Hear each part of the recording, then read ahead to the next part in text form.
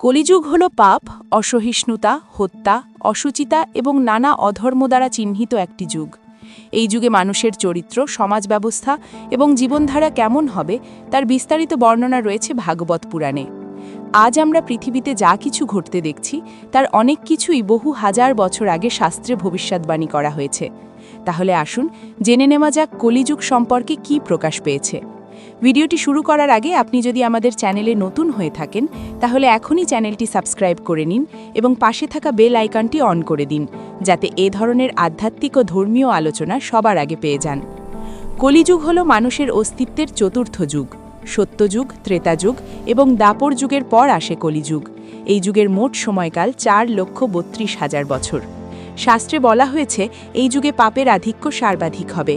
মানুষের গড় আয়ু 100 বছরের মধ্যে সীমাবদ্ধ থাকবে, আর ক্রমে তা আরও কমতে থাকবে। এই যুগে চুরি, প্রতারণা, ব্যভিচার এবং হত্যা সাধারণ ঘটনা হয়ে উঠবে। মানুষ সত্যের চেয়ে স্বার্থকে বেশি গুরুত্ব দেবে। সম্পদ এবং ক্ষমতার অধিকারী ব্যক্তিরাই সমাজে সম্মান পাবে, চরিত্র বা ধর্মাচরণের মূল্য কমে যাবে। অর্থই হবে মানুষের মর্যাদার প্রধান মানদণ্ড।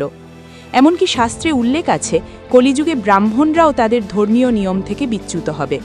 মানুষ বাহ্যিক পরিচয়কে বড় করে দেখবে, কিন্তু অন্তরের পবিত্রতা হারিয়ে ফেলবে। কেবল প্রতারক ও স্বার্থপর ব্যক্তিদেরই বুদ্ধিমান বা শিক্ষিত বলে মনে করা হবে। কলিযুগের মানুষ তাদের সন্তানদের প্রতি এতটাই আসক্ত হয়ে পড়বে যে তারা অন্ধ স্নেহে তাদের ভবিষ্যৎ বিপন্ন করবে। শিশুদের জন্য আত্মনির্ভরশীল হওয়া কঠিন হয়ে উঠবে। পরিবারে ভালোবাসার পরিবর্তে স্বার্থ ও আপোষের সম্পর্ক গড়ে উঠবে। বৈবাহিক বন্ধন প্রেমের ওপর নয়, বরং পারস্পরিক সুবিধার ওপর নির্ভর করবে। এই যুগে সম্পদহীন ব্যক্তিকে মূল্যহীন মনে করা হবে। মানুষের দৃষ্টি থাকবে কেবল শরীর ও বাহ্যিক সৌন্দর্যের দিকে। তারা দেহকে তাদের একমাত্র সম্পদ মনে করবে এবং আত্মাকে পবিত্র করার জন্য কোনো চেষ্টা করবে না।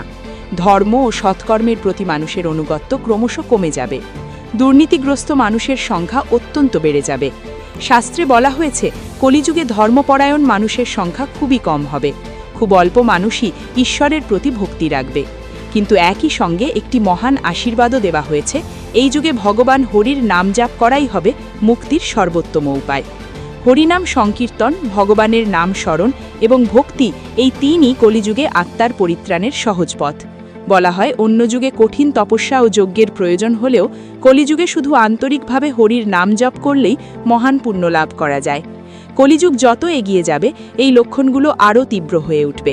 শাস্ত্রে ভবিষ্যদ্বাণী রয়েছে যে কলিযুগের অন্তিম সময়ে পৃথিবীতে জলের অভাব দেখা দেবে। মানুষ নানা রোগে আক্রান্ত হবে। সর্বত্র অশান্তি, পাপ ও অধর্ম ছড়িয়ে পড়বে।